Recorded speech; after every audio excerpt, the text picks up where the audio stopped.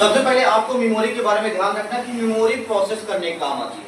किसे काम आती है? आपकी प्रोसेस। अगर आपके सिस्टम में मेमोरी नहीं लगा तो आपका सिस्टम कार्य नहीं करेगा। ये बातें आपको ध्यान रख लेना।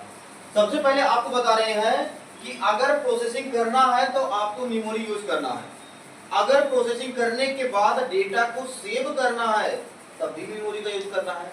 मतलब कहीं ना कहीं आप इसी से कंडीशन जब ला लो कि प्रोसेस करना साथ में क्या करना, आपको उसको सेव करना, तो आपको दो तरह की मेमोरी की आवश्यकता पड़ती है। लेकिन उन दोनों को मिलाकर क्या नाम दिया गया?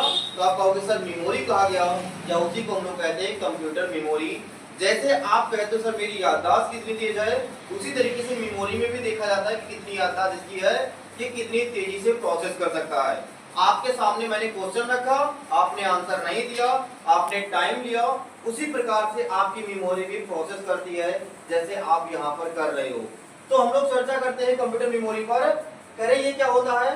कंप्यूटर मेमोरी आधुनिक कंप्यूटर के मूल कार्यों से सूचना भंडारण की सुविधा प्रदान करता है तथा डेटा को प्रोसेस करने का कार्य करता है।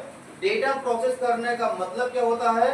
रैम से सीपीयू के पास भेजना, या जो आपने इनपुट डेटा डाला उसको उठाकर आपके ले जाकर सीपीयू के पास भेजना।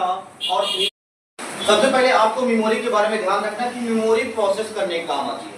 किसे काम आती है? आपकी प्रोसेस। अगर आपके सिस्टम में मेमोरी नहीं लगा तो आपका सिस्टम कार्य नहीं करेगा। ये बातें आपको ध्यान रख लेना।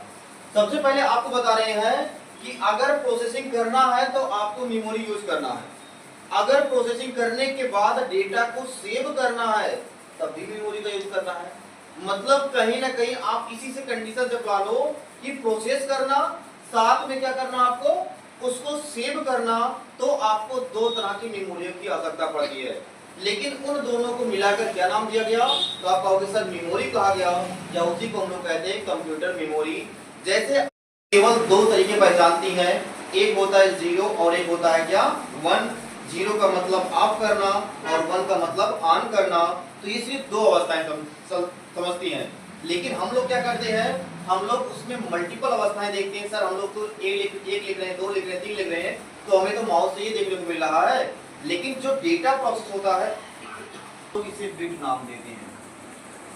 सबसे छोटी इकाई क्या हो गई? बिट। अगर तीनों में से कोई देखने को मिला तो क्या कहोगे आप? Sir bit. बिट इसकी सबसे छोटी इकाई रहेगी। आपको अब ये चीज ध्यान रख लेना है। होती तो ऐसे बाइट है, लेकिन अगर ऑप्शन में आपको बिट मिल गया तो आप किसको टिक करोगे? तो आप कहोगे सर बिट को टिक करेंगे। और